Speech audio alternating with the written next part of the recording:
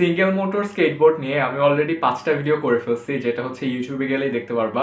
But for the first time ever I am going to review dual motor electric skateboard. এটা কি বলতেছি, এটা হলো সিঙ্গেল মোটর স্কেটবোর্ড, এটা হচ্ছে ডুয়েল মোটর স্কেটবোর্ড। আমি যদি একটু কাছে থেকে দেখাই তাহলে সিঙ্গেল মোটর স্কেটবোর্ডে কেবলমাত্র এই হুইলটা ঘুরে। আমি যদি স্পিড দেই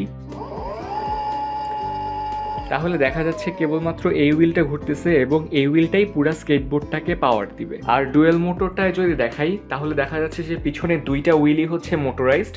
সো আমি যদি স্পিড দেই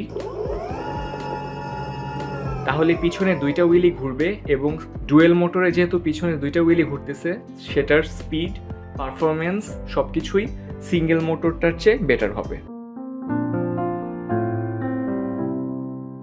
এটা ইউজ করা খুবই ইজি।